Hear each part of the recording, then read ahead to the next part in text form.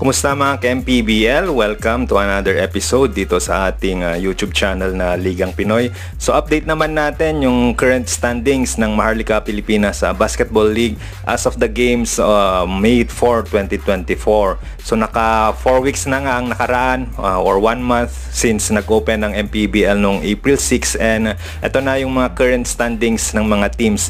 Sa North Division, merong dalawang teams ang undefeated. Number 1 sa standings, itong San Juan Knights na unbeaten at 4-0 na record, and pumapangalawa naman itong Nueva Ecija Rice Vanguards na 3-0. So parehas pa rin na undefeated itong dalawang team na ito. At number 3 and 4, tabla itong Rizal Golden Coolers 4-1, and itong Pampanga na may record na 4-1. So itong Rizal na first loss nila nung last game nila against the Batangas City Tanduay Athletics, so nabahira na itong record ng Rizal. Samantalang ito namang Pampanga Giant Lanterns, natalo sila nung first game nila versus the Rizal Golden Coolers, pero since then nagkaroon na sila ng 4-game winning streak. Kaya number 3 itong Rizal, kahit na parehas silang 4-1 itong Pampanga Giant Lanterns, ay dahil sa win over the other rule. So since tinalo ng Rizal itong Pampanga nung first game nila, ang tiebreaker ay in favor of Rizal Golden Coolers. And at number 5 naman itong Valenzuela. Itong Valenzuela Classic, recently ay nagkaroon sila ng 3-game winning streak. So isa sila sa mga hottest team so far in the past 4 weeks ng MPBL. So very exciting yung last laban ng Valenzuela Classic.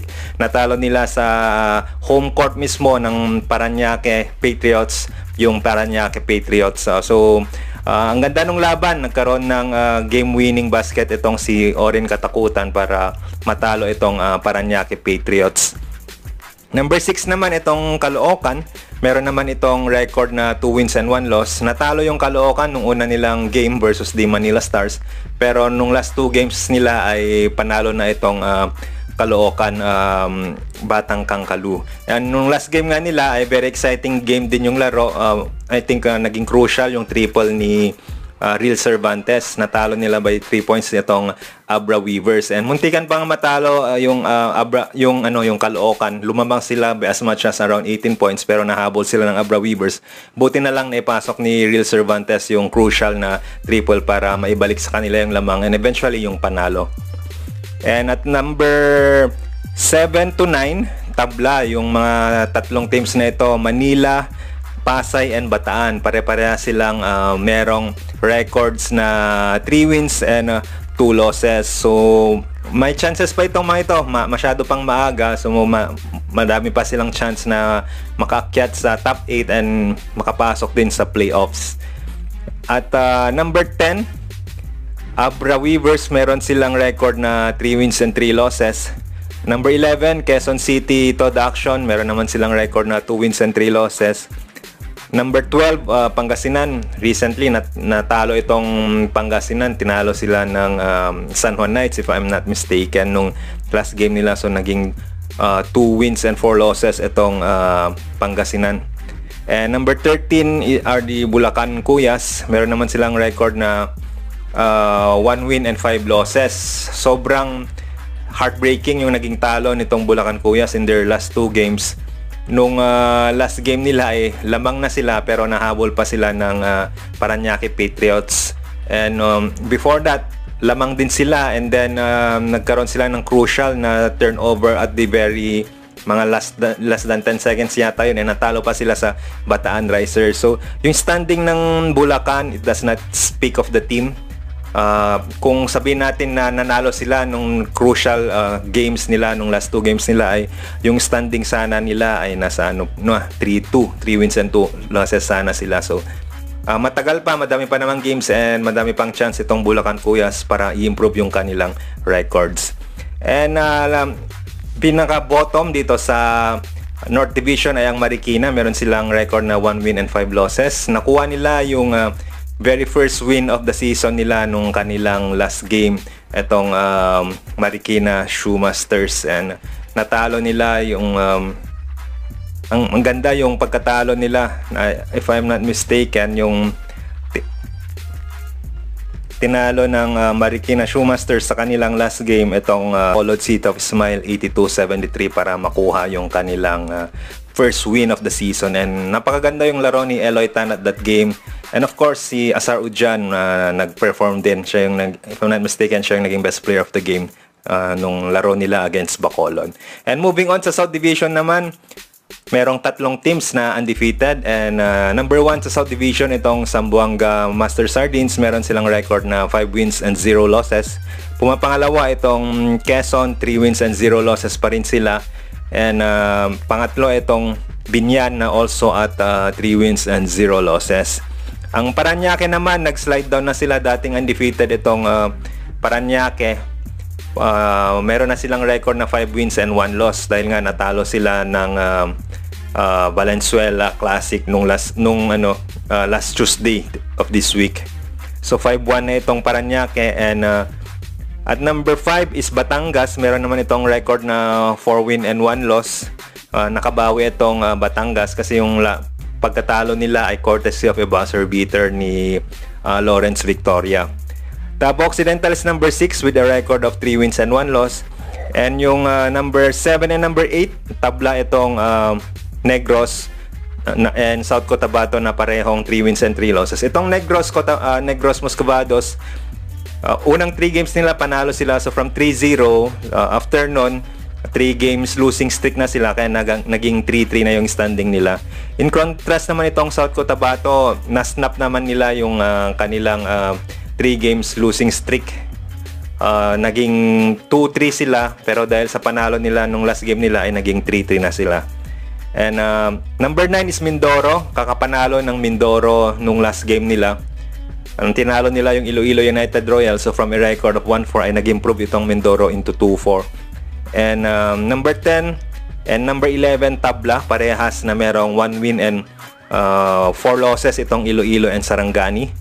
And number 12 is Bacolod Moscovados. Meron silang record na 1 win and 5 loss itong Bacolod City of Smile. And number 13 itong Imus. Meron naman silang record na 0 wins and 5 losses.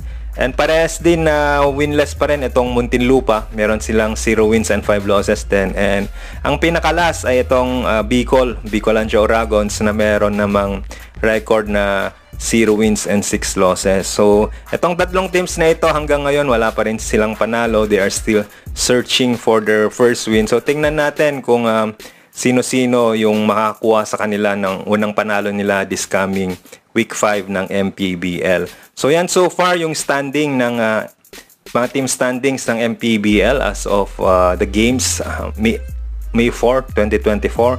And i-recap lang natin yung mga scores na nangyari in the previous week from April 29 until May 4, 2024. So nung April 29, ginanap yung mga laro dyan sa may San Andres Complex. Sa first game, tinalo ng Caloocan ang Bacolod City of Smile 80-73. And sa second game naman, tinalo ng Zamboanga Master Sardines. To, napagandang laban to. Tinalo ng Zamboanga ang South Cotabato Warriors 85-83. And sa last game, ito magandang laban din to. Tinalo ng Quezon Huskers 70-65 itong Manila SV Batang Sampaloc sa home court mismo ng Manila Batang Sampaloc. Kaya naman naging undefeated pa rin itong Quezon Huskers. And sa following day, April 30, pumunta ang MPBL dyan sa home court ng Parañaque Patriots dyan sa may Olivares College Gym. Sa unang laro, tinalo ng Bataan Risers itong Bulacan Cuyas 92-90. Tulad nga nung nabanggit ko kanina sa laro na ito, nagkaroon ng crucial na turnover itong Bulacan Cuyas na na-steal and na-convert naman ng Bataan, kaya nagkaroon sila ng 2-point lead dun sa dying seconds ng game na iyon. And sa second game, tinalo naman ng San Juan Knights. Tinambakan nila yung Sarangani Marlins 80-65. And finally, on the home game ng Parañaque Patriots nung April 30 ay natalo naman sila sa Valenzuela Classic. Ito yung sinasabi ko kanina na nagkaroon ng game-winning basket itong si Orin Katakutan para mabigyan ng 2-point win itong Valenzuela Classic kontra sa Parañaque Patriots. And on May 1 naman, nagpunta ang MPBL dyan sa may Batangas City Coliseum. Sa first game, tinambakan ng Davao Occidental Tigers ang Muntinlupa, 82-66. Sa second game din, tambakan ulit, tinambakan ng Binyan Tatakchel itong Imus Agimat, 84-67. And yung last game, ito yung unang talo ng Rizal Golden Coolers. Natalo sila kontra sa Batangas City Tanduay Ramasters 70-63. And on May 2, nagpunta naman ng MPBL dyan sa may Pampanga, dyan sa Brensigia Convention Center. Sa first game, tinalo ng